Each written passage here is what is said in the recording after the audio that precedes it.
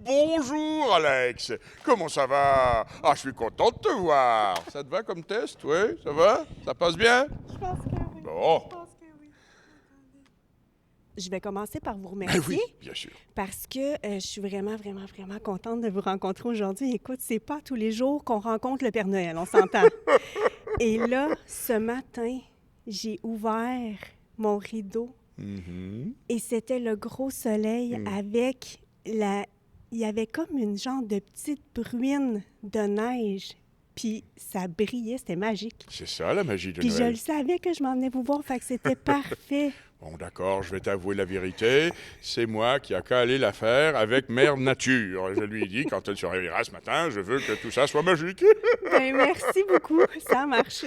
Mon petit C'est un cœur plaisir d'enfant est partagé ressorti. d'être avec toi ce matin. Merci Ben beaucoup. merci, Aujourd'hui. merci. Fait que là, j'ai le goût de savoir, parce que là, vous avez déjà été petit, j'imagine. Mais oui, comme tout le monde, j'ai déjà été un petit bébé. Et puis j'ai grandi, j'ai grossi. Et j'ai pas toujours vécu au pôle Nord non plus. Ah non? Mais non. Est-ce que vous êtes Non, né moi- là-bas? Mais non. Ah. Je suis finlandais d'origine. Oh, oui, OK. oui. J'ai vécu avec mon papa et ma maman sur le mont Kunvarntunturi. Oui. Oh. Oui, la montagne de l'oreille. Oui. OK. Oui, oui, c'est un peu au nord de Savukovski, en Finlande. Oui. Mon papa était russe d'origine, oui. Diad Moroz, le père Rachel. Et ma maman, Olga Kriskringol, vivait donc dans une petite maison dans une montagne. Et puis, je suis devenu plus grand, et puis, voilà, il y avait un petit village, Savukovski, en bas, où j'allais à l'école. Comme tout le monde, ah oui, comme tout le monde. Et puis un jour, je suis devenu grand et j'ai dit à mon papa, ma maman, petit papa, petite maman, je m'ennuie dans ce petit village, dans cette petite maison. Moi, j'ai le goût de découvrir le monde, comprendre et connaître la différence des autres. Alors je suis parti à l'aventure. Ah ouais, j'avais une petite barbe qui commençait à pousser, elle était brune. Mais c'est ça, je m'en allais dire. Vous me racontez ça, oui. puis je vous imagine petit avec une barbe blanche. Je suis pas capable de vous imaginer autrement. Alors, elle était brune, châtaine, oui, un peu. Et Ok. puis je suis parti comme ça avec mon petit baluchon sur l'épaule. J'ai fait le tour du monde. Je suis allé en Chine voir les Chinois, je suis allé en Afrique voir les Africains, je suis allé en Argentine voir les Argentins. J'ai fait le tour du monde. Et je me suis arrêté un jour en Italie. OK. Et c'est là que j'ai rencontré mon amoureuse, Oh. Mère Noël. OK. Bianca Natale, de son prénom, de son nom d'origine italien. Blanche, si tu préfères, c'est la même chose. Blanche est la fille d'un grand fabricant de jouets italien. Ouais, Babbo Natale. Ouais, et c'est lui qui m'a montré comment fabriquer des jouets. Mais moi, au début, je ne fabriquais pas des jouets au pôle Nord. Non, non, quand nous sommes retournés en Finlande, Mère Noël et moi, on s'est installés dans la vieille maison de mes parents et je fabriquais des meubles en bois. OK. Des chaises en bois, des tables en bois, j'ai fait tout ça pour les gens de mon village et puis pour les gens autour. Et puis évidemment, comme tout le monde, puisque nous étions des amoureux, Mère Noël et moi, on voulait des enfants. On aurait aimé avoir plein d'enfants. Alors à la fin de la journée, quand j'avais terminé de fabriquer les meubles, je prenais des petits retails de bois et puis j'essayais de faire des petits jouets en bois. Tout de petits jouets, des petits chevals de bois, des petits soldats en bois, des trucs comme ça. Et Mère Noël tricotait et faisait des petits vêtements pour les petits garçons, des petites filles. On a l'espoir commandé d'avoir tout ça. Le temps a passé, nous sommes devenus vieux, Blanche a vieilli et ma barbe est devenue blanche. On n'a pas eu d'enfants. Non, mais il ne faut pas être triste, non, c'est pas grave. Non. Et un jour, on avait tous ces jouets. Mère Noël, elle a dit, Blanche, elle a dit, mais Nicolas, qu'est-ce qu'on va faire avec tous ces jouets? On ne peut pas garder tout ça, mais pas pour les jeter non plus. Alors elle a dit, et si on donnait tous ces jouets aux enfants de notre village, à Savukovski, en bas. C'est une bonne Oui, idée. pendant les fêtes de la nouvelle année, les fêtes de Noël, parce que c'est ce que ça veut dire, Noël, dans le monde scandinave. Noël, nouvelle lumière de la nouvelle année. C'est ce que ça veut dire. Oui. Bref, c'est une bonne idée. Oui, c'est elle qui a tout pensé, qui a tout planifié. Elle a cousu de grosses poches rouges dans lesquelles on a mis tous les jouets et les vêtements qu'on avait fabriqués durant toutes ces années. Et on est allé le soir au petit village avec mon cheval. Je n'avais pas de reine au début, j'avais un cheval. OK. Daisy, qu'elle s'appelait. Daisy! Et on descendait au village. On allait porter des cadeaux que je laissais et que je déposais devant les portes des maisons. Parce qu'à l'époque, je vous rappelle, je n'étais pas encore le grand magicien de Noël. Non, non, non. Alors on déposait les sacs comme ça devant les portes. Et au petit matin de Noël, les enfants ouvraient la porte, ils avaient un gros paquet rempli de cadeaux. Oh, ils étaient heureux. On a fait ça pendant plusieurs années. Et un jour, c'était Noël, je préparais la veille mes cadeaux comme ça, pour mettre ça dans mon traîneau. Blanche, elle vient me voir, elle dit, mais Nicolas, tu vas faire ta tournée ce soir, est-ce que tu... Il y a une grosse tempête dehors. Je dis, mais là, les enfants, ils sont habitués maintenant d'avoir leurs cadeaux au village, parce que je ne faisais pas le tour du monde encore. Oui, mais j'ai dit, les enfants, ils vont être tristes demain matin, ils vont ouvrir la porte, il n'y aura pas de cadeaux. Ah non, ah non, ah non, on doit y aller. Elle a dit, non, monsieur. Je ne me suis pas laissé faire. Oh, j'y ai dit, moi, Mère Noël. Hein. Oh, que je lui ai dit. Oui, madame. Elle a dit non, j'ai dit oui. Elle a dit non, j'ai dit oui. Elle a dit non, j'ai dit oui. Et on est allés ensemble. Oh là là, la tempête, Alex. Oh, c'était terrible. Oh, mon cheval s'est enlisé dans la neige. Mon traîneau ne pouvait plus avancer. On était pris en train de geler. C'est terrible de mourir dans la neige. Nous étions tous les deux comme ça, en train de mourir. Et tout à coup, il y a comme une lumière qui est apparue. Ça nous a réchauffé. Ça a créé comme une espèce de bulle autour du traîneau. Le traîneau s'est mis à trembler. Il s'est mis à soulever comme ça. Je me suis dit, ça y est, je fais un rêve, un cauchemar. J'ai regardé en dessous pour voir s'il n'y avait pas un géant des glaces qui soulevait le... Non, non, non, le traîneau flottait comme ça dans les airs. Et il s'est dirigé droit vers le nord, au nord du Grand Nord, au pôle Nord. Et arrivé là-bas, il y avait, sur la banquise, un énorme château de glace et plein de petits êtres drôlement vêtus. C'était les lutins du Nord. Oui, parce que les lutins du Nord, contrairement à ce que plusieurs pensent, ce ne sont pas mes enfants. Non, ce sont les lutins du Nord qui habitaient au Nord bien avant que j'arrive au pôle Nord, puisque ce sont les lutins du Nord. Oui, bon, enfin, bref. Et le traîneau a atterri comme ça devant le grand château.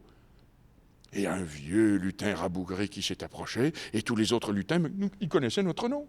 Bonjour, maître Nicolas, bonjour Blanche, bienvenue au pôle Nord, bienvenue à Féria. Et ce vieux rabougri de lutin, il s'est présenté à moi. Mon nom est Gilbreth, je suis le chef des lutins du Nord. Il y a quelqu'un de très important qui veut vous voir à l'intérieur, suivez-moi. Nous sommes descendus, nous sommes approchés du château, et il y avait d'immenses portes, et les portes se sont ouvertes comme ça. Et devant moi est apparu un être de lumière extraordinaire. Juste avant, de l'étoile du Nord, s'était détachée cette lumière, et est tombée dans la cour du château. C'était la fée des étoiles, Stella, en personne. Elle nous a dit, puisque vous n'avez jamais eu d'enfant, puisque vous avez risqué votre vie pour les enfants de votre village, je ferai de vous le grand-papa et la grand-maman de tous les enfants du monde une fois par année, le soir de Noël. C'est gentil. Oh, c'est gentil, mais tu crois vraiment que moi, je peux être le grand-papa de tous les enfants du monde? Non, mais j'y croyais pas au début. Moi, donner des cadeaux, mais comment je vais faire? Non, mais c'est depuis ce temps-là que je ris comme ça. Elle a dit, je te donnerai des pouvoirs très spéciaux. Tu ne pourras plus jamais mourir. Et ainsi, chaque année, tu pourras encourager les enfants à devenir meilleurs et à faire grandir leur cœur. Elle m'a donné des poudres magiques, la poussière d'étoiles filantes, pour faire voler les rennes et le traîneau plus rapidement que les étoiles filantes. Elle m'a donné de la poudre de perlimpinpin. Oui, bien, en fait, c'est perlimpinpin, le nom magicien, qui m'a donné ça en me disant tu en laisses un peu tomber sur les toits des maisons et sur ta tête, et tu pourras devenir tout petit pour passer par la cheminée, pour porter des cadeaux. Tu croyais vraiment qu'avec ce gros bedon, je pouvais passer par une cheminée? Mais je me demandais. Mais non, c'est grâce à la poudre de perlimpinpin. Et mon cousin, j'ai appris que j'avais un cousin magique. Okay. Oui, celui qu'on appelle souvent le marchand de sable. Oui. Il m'a donné de la poudre à dodo, que je laisse tomber comme ça sur les toits des maisons, et tout le monde s'endort bien profondément. Oui, je sais, il y a bien des mamans qui en voudraient à l'année de celle-là. Et c'est comme ça que je suis devenu le grand magicien de Noël. Est-ce qu'il y en a pour qui ça ne marche pas, la poudre? Évidemment, il y a peut-être des petits qui sont un peu plus énervés que d'autres, c'est sûr. Et ça ne marche pas comme bien des choses. Il y a des choses qui ne fonctionnent pas avec tout le monde. Mais moi, j'ai confiance à ces enfants et je sais qu'ils vont être capables, avec papa et maman, de trouver leur propre façon de faire pour se calmer, respirer un bon coup, aller prendre une bonne marche avant la nuit de Noël pour se défouler un petit peu. Et après ça, on dort un peu mieux. Et puis je peux quand même mettre les cadeaux sous le sapin. Oh, et en passant, je donne pas 50 cadeaux aux enfants. Hein. Mais non. Alors, pas même 5, pas même 3, non. Non, je donne un cadeau à Noël.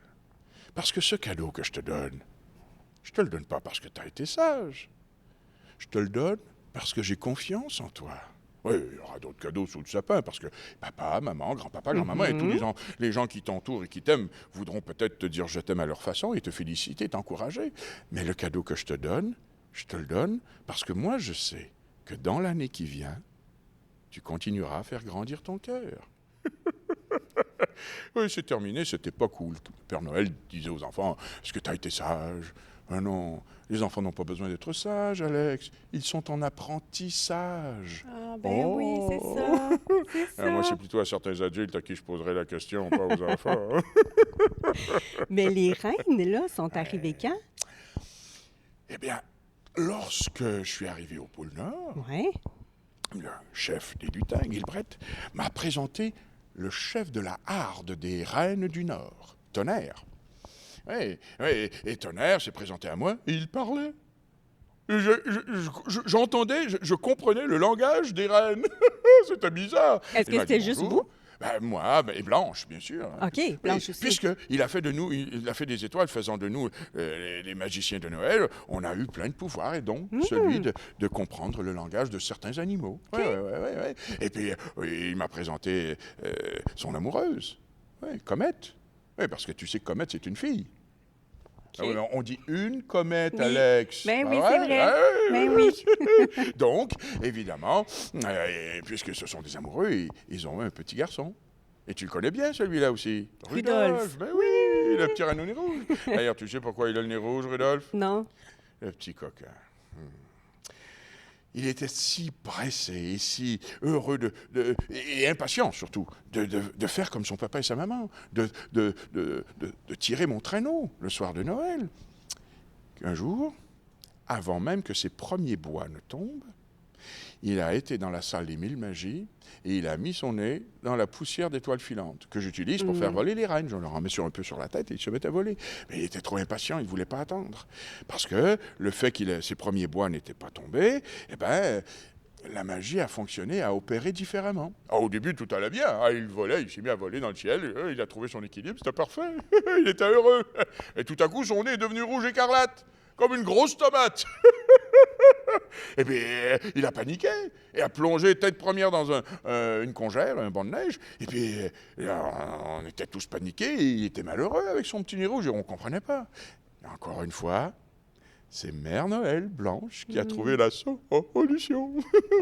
Elle a dit, Nicolas, si tu installes Rudolph devant ton équipée, devant tous les reines, eh ben, il pourra éclairer ton chemin lors de la grande nuit magique. Ah. Eh oui! C'est une bonne idée. Ah oui. Et puis c'est depuis ce temps que Rudolph fait partie de l'équipée des reines. Au début, je n'en avais que 8, mais maintenant, avec Rudolph, j'en ai 9. Et toutes les nuits de Noël, on fait ça ensemble et il éclaire mon chemin. C'est magnifique. Oh.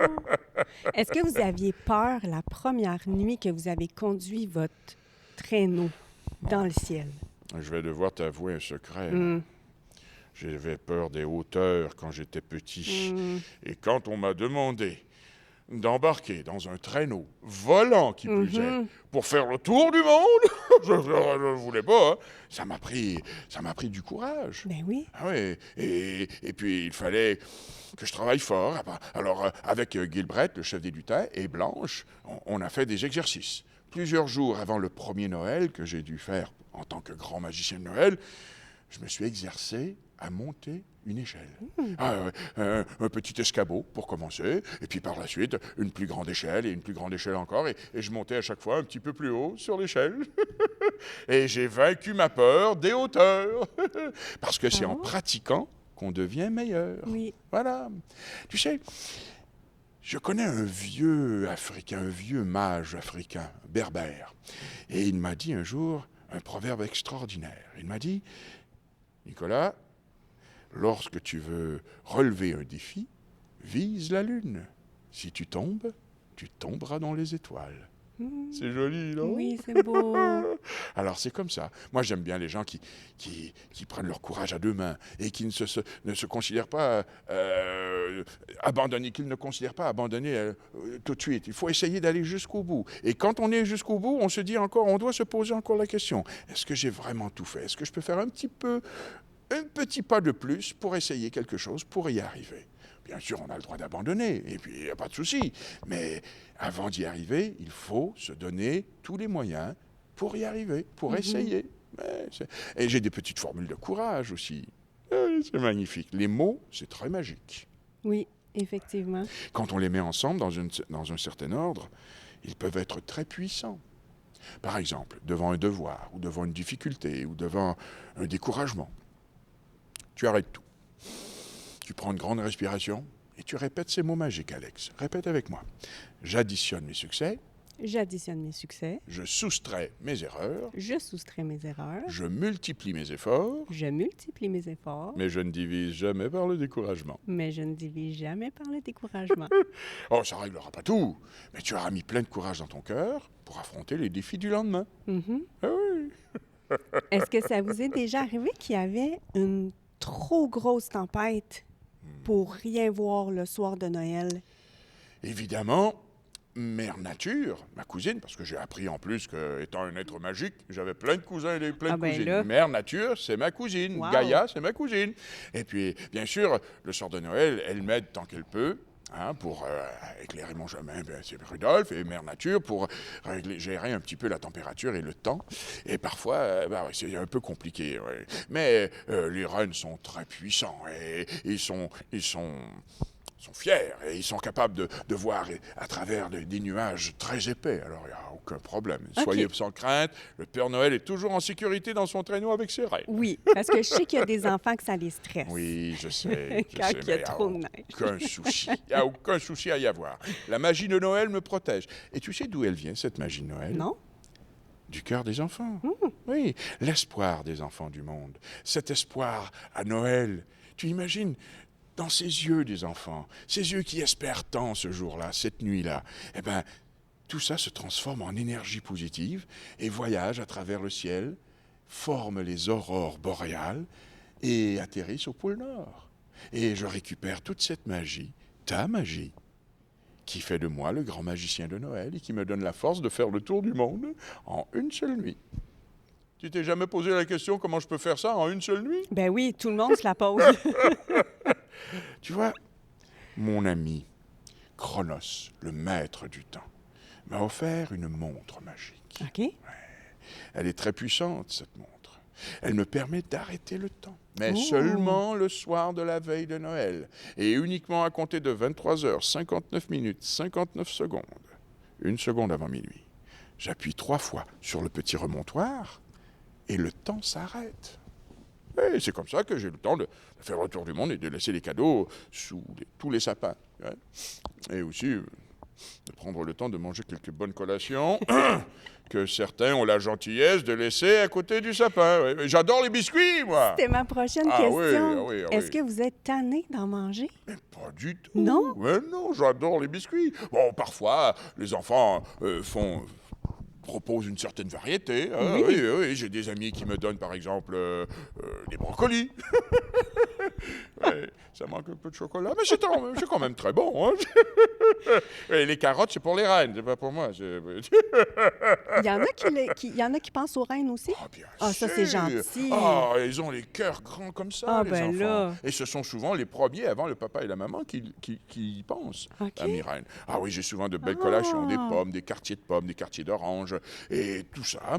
Et puis, bien sûr, quelques biscuits. Des fois, j'ai droit à du gâteau, j'ai droit à du lait de soya, parfois du lait d'amande, du lait au chocolat. Okay. Papa rajoute quelques gouttes de sa potion magique personnelle.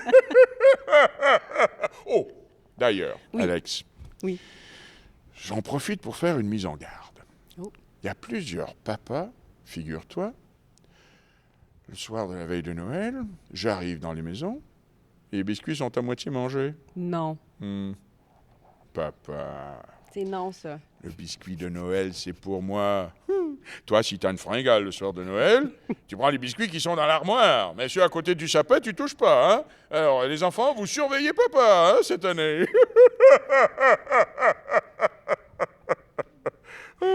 Est-ce que vous avez reçu une lettre d'un enfant qui vous a beaucoup touché? Ah, tu sais, lorsque la fée des étoiles a fait de moi le grand magicien de Noël, malheureusement, elle ne m'a pas donné tous les pouvoirs. Par exemple, le pouvoir de guérison. Je peux pas. Alors oui, des fois, je rencontre ou je lis des lettres d'amis qui me demandent des choses particulières. Un jour, il y a une petite fille qui m'a écrit en me disant « J'aimerais bien revoir ma maman, je m'ennuie, elle est dans le ciel. » Ouais. Eh bien, évidemment, je suis obligé de lui dire que je n'ai pas cette magie, malheureusement. Mais je lui ai expliqué. Tu vois, ta maman, elle est maintenant dans une nouvelle maison. Elle est dans une étoile. Le soir, tu regardes le ciel, tu cherches l'étoile la plus brillante de toutes. C'est sa nouvelle maison. Et elle t'observe, elle est là pour toi. Et au début, ce sera triste, ce sera difficile, tu vas pleurer beaucoup, c'est normal, tu vas t'ennuyer. Mais pour vaincre cette peine, eh bien, petit à petit, au fur et à mesure, transforme chacune de tes larmes en souvenirs. Par exemple, la fois où tu lui as fait une blague et qu'elle s'est mise à rire, la fois où tu as joué au ballon avec elle, ou la fois où tu as chanté une chanson, tu vois. Et chacun de ces souvenirs deviendra quelque chose qui pourra apaiser ta peine un petit peu. Et tu pourras continuer à comprendre et à vivre avec elle autrement. Parce que son souvenir sera toujours là, dans ton cœur. Donc, elle sera toujours avec toi. J'ai aussi des amis qui me demandent des choses plus personnelles aussi. Des fois, les papas, les mamans qui ne sont pas tout à fait gentils non plus avec eux. Je leur dis d'en parler avec des gens avec qui ils ont confiance.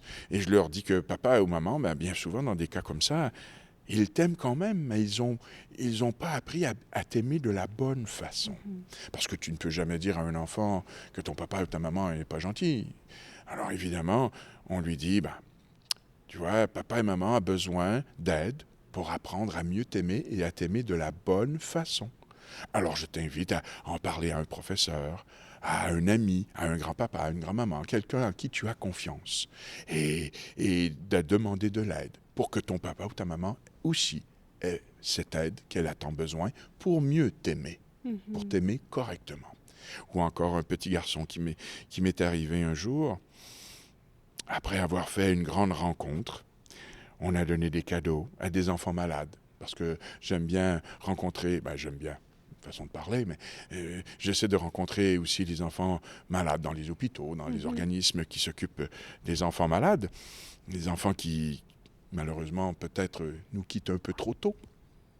Et on fait une grande fête un jour, et il y a des gens partout, et il y a des cadeaux, parce qu'on les gâte, on leur donne de beaux cadeaux, mais ils sont vraiment faibles ou affectés par une maladie importante. Souvent, ils ont leur soluté avec eux, ou des grands bandages sur la tête, etc.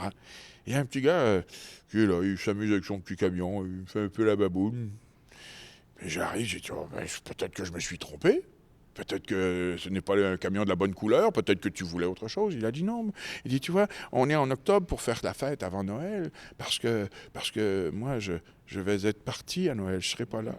Alors j'aurais aimé, je n'avais pas fait de demande spéciale comme cadeau, je voulais juste une petite boîte avec de la vie dedans. Évidemment, c'est pas facile de recevoir ça quand tu veux, bien sûr, aider les enfants à passer au travers les grands défis de la vie. Je lui ai promis une chose. Je lui ai dit que le jour de son départ, j'étais pour l'emmener sur le grand pont arc-en-ciel jusqu'aux havres gris et qu'on traverserait ensemble jusqu'à sa nouvelle maison, jusque dans les étoiles. Et bien sûr, ce petit garçon, son papa et sa maman m'ont écrit par la suite et qu'il était parti. Et puis voilà. Ce sont, oui, des moments très difficiles. Mais il faut garder la joie dans notre cœur parce que ces enfants ont une résilience extraordinaire. Ils nous regardent et nous donnent du courage que nous n'avons même pas nous-mêmes face à certains défis. Alors, tout est à leur honneur, vraiment, vraiment. Et bien sûr, si jamais je peux en profiter, Alex, si vous avez des organismes autour de vous, par exemple des maisons de répit, pour aider les papas et les mamans et les enfants qui vivent des moments difficiles, pour aider des enfants malades et qui ont besoin d'une aide quelconque, que ce soit une aide monétaire, une aide de bénévolat, faites votre part, ouvrez votre cœur. Merci d'avance. Quelle est la demande que vous recevez le plus pour un cadeau? Ah, évidemment, les jouets de l'heure, le jouet populaire, par exemple, d'une telle année ou de telle année. Bon, il était un temps, il n'y a pas si longtemps, les Pat' Patrouille étaient très à la mode. Après ça, les Barbie. Et puis, il y a eu une autre époque où c'était les G.I. Joe. Aujourd'hui, c'est les jeux électroniques. OK. Oui, évidemment. Les jeux électroniques sont très populaires. Bon, moi, je me dis toujours, quand je reçois un enfant qui dit « J'aimerais avoir une tablette » à 6 ans. Oui, bon, je leur dis, j'essaie de leur expliquer, tu sais, c'est vrai que c'est pratique l'électronique. Il ne faut pas la rejeter du revers de la main. Non. C'est très pratique. Mais il faut savoir l'utiliser à bon escient et il faut être d'accord avec papa et maman pour le mettre de côté de temps en temps et aussi aller jouer dehors, faire autre chose que de jouer sur une tablette. Et je dis souvent aux enfants qui me font des demandes, moi, je dois être d'accord aussi avec papa et maman. C'est eux, après tout, qui vivent avec toi, c'est pas moi. Hein? C'est bien beau vouloir, je sais pas, moi, une grosse trompette, mais c'est pas moi qui va se faire réveiller à 6 heures du matin avec la trompette, c'est papa et maman. Alors, je dis souvent aux enfants qu'il faut que papa et maman soient d'accord avec les choix que tu fais. Alors, c'est pour ça que je demande souvent de faire 3 choix sur une liste. Au moins 3. Comme ça, et 3 choix avec lesquels maman et papa sont plus ou moins d'accord. Hein. Et tu mets des astérix aux côtés de celui que tu préfères. Moi, je vais faire mon possible, mais je vais aussi écouter le cœur de papa et maman. Mais tu sais ce que je fais aussi des fois? Dans les cœurs des grands-papas et des grands-mamans, il y a beaucoup d'amour pour les petits-enfants.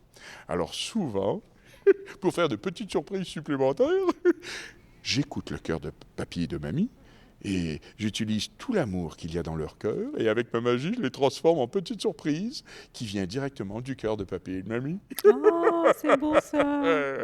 Et donc, je ne te donne pas 50 cadeaux. Je te donne un cadeau et je vérifie. C'est comme les animaux de compagnie. Mais oui, il doit avoir je me beaucoup fais de souvent demandes. de demandes. Oui, tu me demandais, c'est ça. Il y a des fois, on demande un chat, un chien. C'est une lourde responsabilité. C'est un être vivant. C'est pas un jouet que tu peux mettre au placard pendant quelques heures. Ah non, tu dois t'en occuper. Et là, je leur dis, et pendant que tu iras à l'école, qui va s'en occuper si papa et maman travaillent? Il va être tout seul à la maison, il va s'ennuyer. C'est une lourde responsabilité d'avoir un animal de compagnie. Et comme c'est un être vivant, il va faire partie de ta famille. Il va devenir une personne qui va s'intégrer, un être vivant qui va s'intégrer à ta famille. Donc, tout le monde doit être d'accord. Tu dois faire un conseil de famille si tu as des frères et des sœurs, et tout le monde doit être d'accord et tout le monde doit accepter de faire sa part et de prendre une partie de la responsabilité. Et souvent, les papas et mamans, ils sont très contents que j'ai ce discours pour être bien sûr que l'enfant comprenne que c'est peut-être pas facile. Peut-être qu'on peut attendre un an de plus pour voir, et on verra. Voilà. Est-ce qu'il y a déjà eu une demande, j'imagine, over-exagérée? Tu vois, justement, la semaine dernière, je m'amuse souvent avec les papas et les mamans.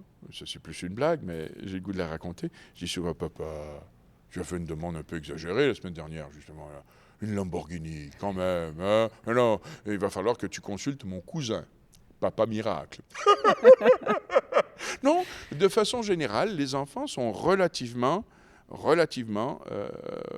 raisonnables. OK, c'est bien. Oui. Ouais, bien sûr, c'est toujours amusant de voir des plus petits enfants arriver avec un grand catalogue complet de jouets. Et là, il me montre plusieurs jouets, là, dans plusieurs pages. Là, ça devient un peu compliqué. Mais des cadeaux extravagants, non, je n'ai jamais rencontré d'enfants à ce point. Jamais. Plusieurs cadeaux. Souvent, je m'amuse à réduire une liste, par exemple, de 15 jouets. Je me dis, et si tu en avais que 10, ce seraient lesquels? On fait un choix, un premier.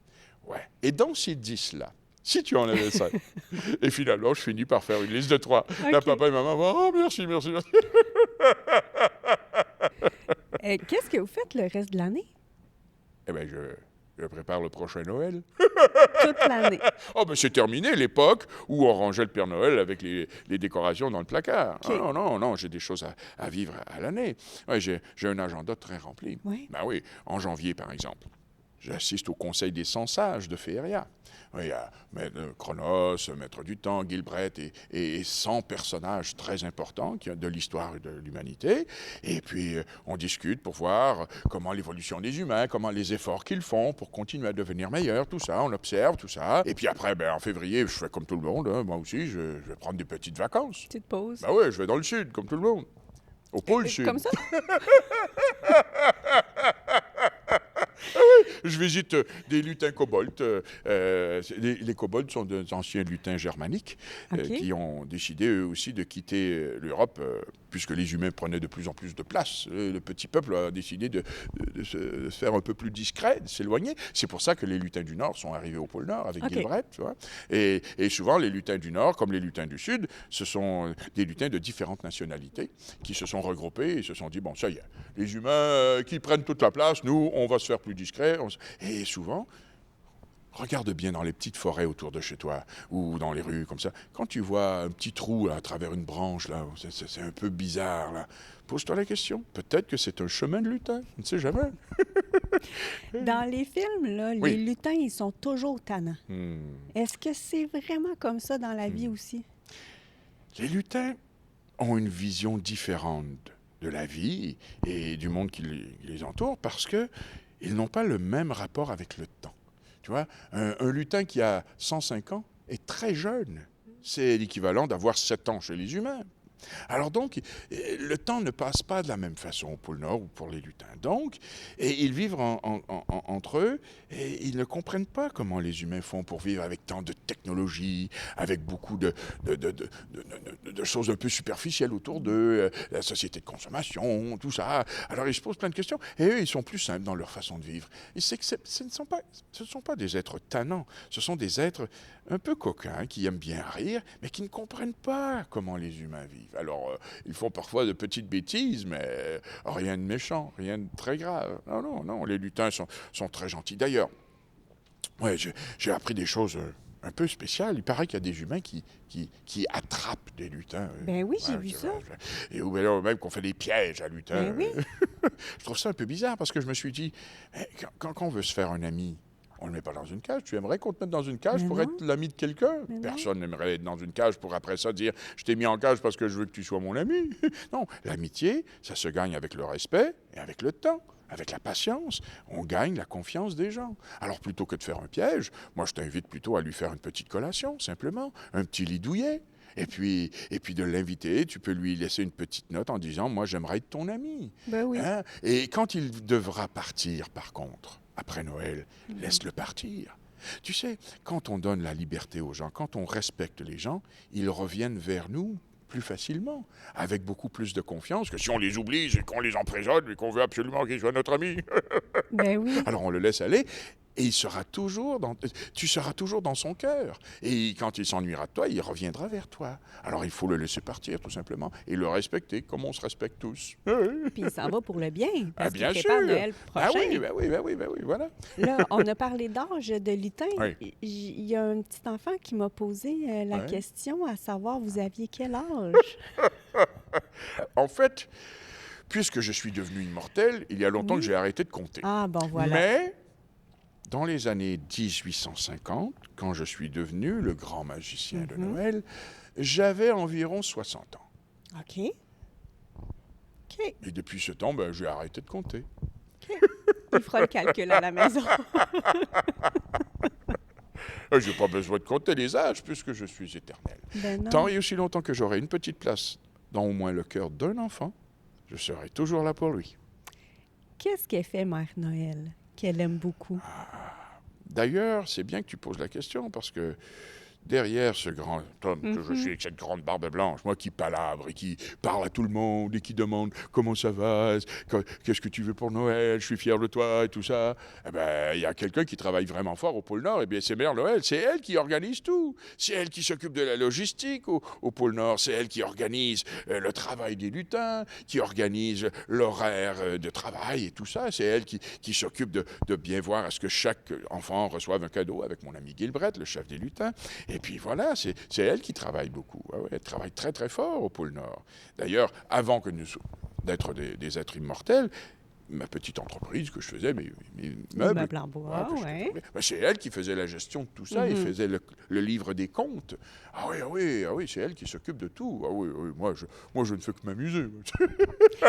Au début, elle allait avec vous porter les cadeaux. Oui, Là, est-ce bien qu'elle y va sûr. encore? De temps en temps. OK. Oui, de temps en temps. Elle vient avec moi. Ah oui, on fait ça ensemble. Question de souvenir le bon moment du passé. OK. Oui, on le fait 2 fois. Elle y va Parfois. quand il fait beau. Ah oui, c'est ça. Oui. Mais elle travaille très fort au pôle Nord. Je ne serais pas grand-chose OK. sans elle, ça c'est sûr.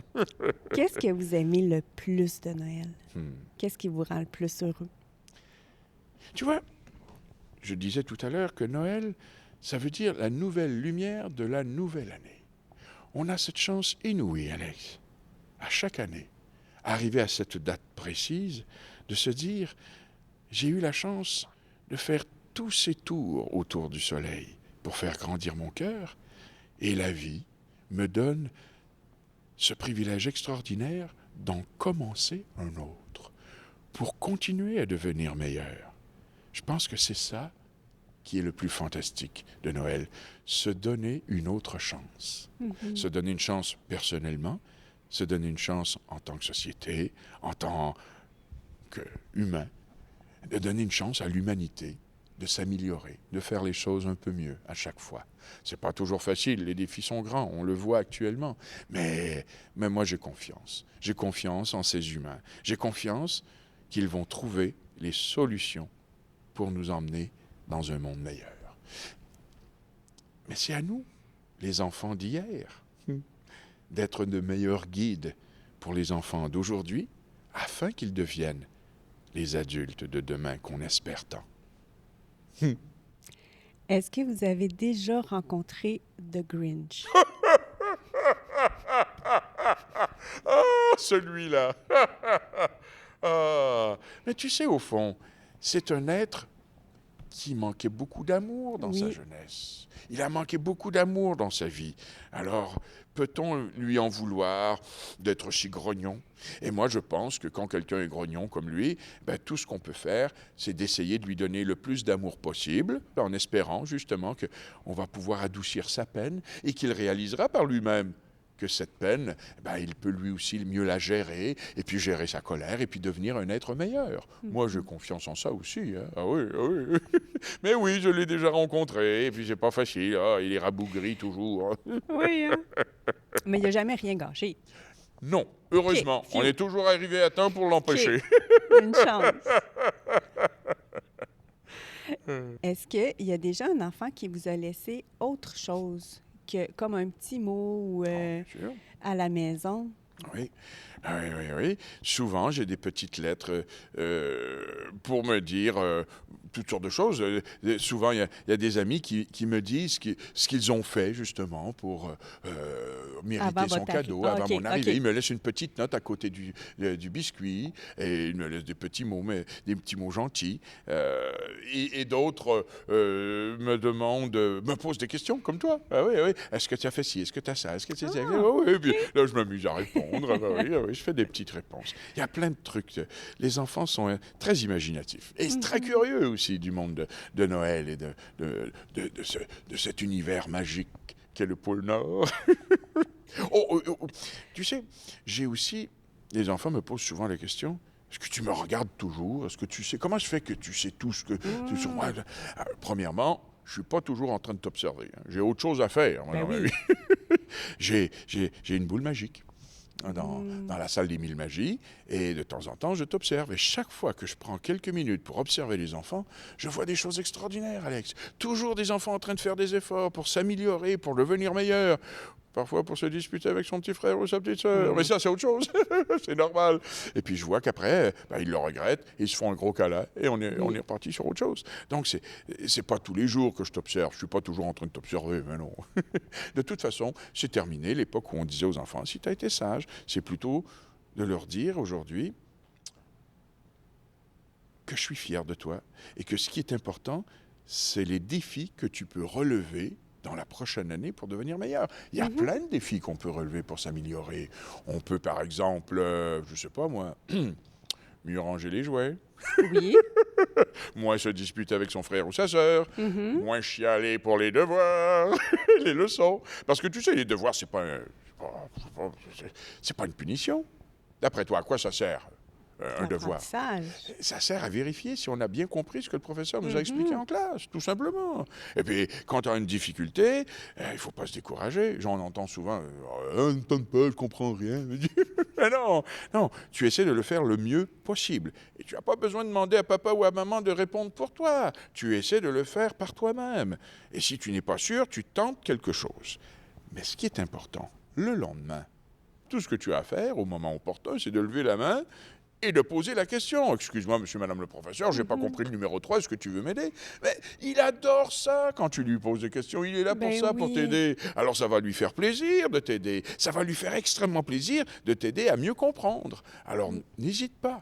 Fais le mieux possible et le lendemain, pose plein de questions. Au bon moment opportun.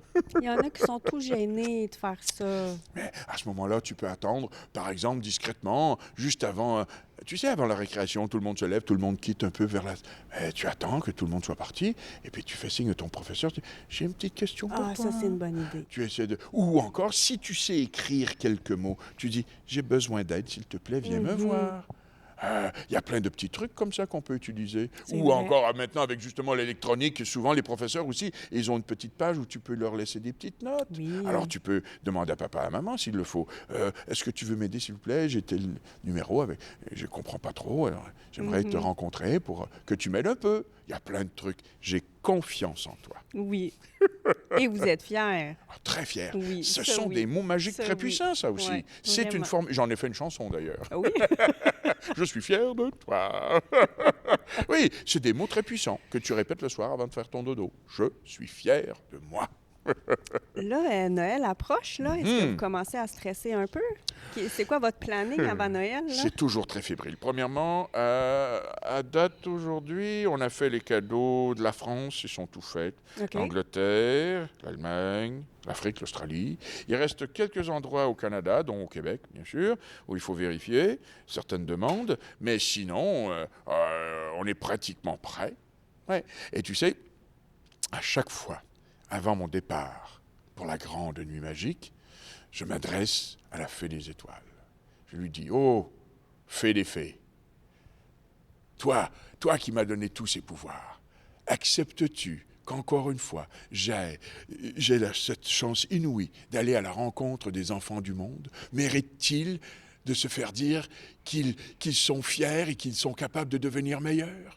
Et là, les aurores boréales se mettent à faire du ciel un ciel multicolore. Et c'est toute cette magie des enfants que je reçois et que je peux utiliser pour faire mon travail durant la grande nuit magique. Ça a l'air beau, ça. C'est fantastique, ah oui.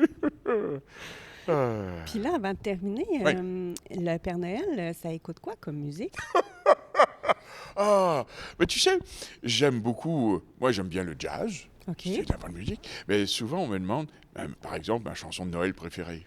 En fait, ma chanson de Noël préférée, ce n'est pas une chanson de Noël. Hein? Non, c'est une très belle chanson, une magnifique chanson de mon ami Louis Armstrong. What a Wonderful World. Oui. Cette chanson est remplie d'espoir. Je vous jure, faites jouer cette chanson-là la veille de Noël ou le petit matin de Noël. Vous allez voir, votre cœur va fondre. C'est une chanson qui reflète justement ce que moi je pense, A Wonderful World. Oui, malgré tous les défauts qu'on a, malgré tous les gros problèmes et les gros défis qu'on a, malgré les guerres, malgré les incompréhensions et les intolérances, il y a toujours l'espoir d'y arriver. Et cette chanson-là reflète ça. Le meilleur de nous-mêmes, si on le donne, on peut arriver à faire de ce monde un monde ne serait-ce un petit peu plus meilleur, un petit peu plus meilleur que ce qu'il est déjà. Et c'est déjà ça, c'est déjà extraordinaire. C'est ça, Noël, l'espoir d'un monde meilleur. J'imagine que vous avez aussi des classiques de Noël, comme des films que Bien vous sûr. aimez écouter. Oh oui, oui, oui. Moi, celui qui me fait bien rire, c'est avec Chevy Chase, le Noël à des boules, là, les vacances. OK. Ah oui, ça me fait bien rire. Ou il y a un autre aussi, comment ça s'appelle donc? C'est un petit garçon, je ne me rappelle plus du titre, mais c'est très bien. Bon, évidemment, il y a Miracle sur la 24e, Oui. bien sûr, c'est Oui. classique, mais c'est un petit garçon qui reçoit une carabine à plomb. Et puis, Oui, je pense qu'il se tire dans oui, l'œil. c'est ça, avec son costume de Je me rappelle lapin plus aussi, c'est quoi. costume de lapin que sa vieille tante lui fait à chaque année. Et la veille de Noël, papa installe la dinde, tout ça, et là, il y a les chiens qui arrivent et qui sautent sur la dinde, ils prennent la dinde, ils partent avec la dinde, et ils se retrouvent devant un buffet chinois, à manger du chinois la veille de Noël avec ses enfants. C'est tellement drôle. Ah, c'est une belle histoire de Noël. Oui. J'adore ce film. Ouais. C'est drôle qu'on en parle. Je recherchais justement le titre de ce film-là récemment. Fait que le premier Je crois qui que c'est trouve, une histoire de Noël ou quelque chose comme Ah ça. ouais? OK. Mais je suis pas trop sûr. Mais c'est très, très bon. J'adore ce film. OK. Est-ce que vous voulez dire quelque chose aux enfants avant de quitter? Cher ami, tu sais à quel point je suis fier de toi. De te voir travailler durant toute une année à relever de gros défis. Apprendre à lire, à écrire, c'est pas facile. Apprendre à lasser tes chaussures. Apprendre à vivre en communauté, à accepter la différence des autres, accepter que les autres ne pensent pas nécessairement comme nous et d'accepter que les autres pensent différemment de nous. Ce sont tous autant des défis extraordinaires que tu as à relever tous les jours. Et en plus, travailler sur soi-même pour avoir un meilleur caractère, pour être plus patient. Tout ça en une année. Et tu voudrais que moi je te demande si tu as été sage. Ah, tu es déjà extraordinaire. Oh, tu fais des petites bêtises, comme tout le monde. Mais tu sais, l'échec, ça existe. Mais seulement si tu abandonnes. Sinon, ce n'est qu'une étape devant une possible réussite. C'est tout. Je suis fier de toi. J'ai confiance en toi. Et tant que tu auras une petite place pour moi dans ton cœur, je serai là. Pour toi, pour t'aider à devenir grand et pour te rappeler à quel point, toi, tu es capable de faire des choses extraordinaires pour faire grandir ton cœur et améliorer les gens qui sont autour de toi aussi. Je te souhaite un très joyeux Noël. Joyeux Noël à tous. Et à tous, une belle nuit magique.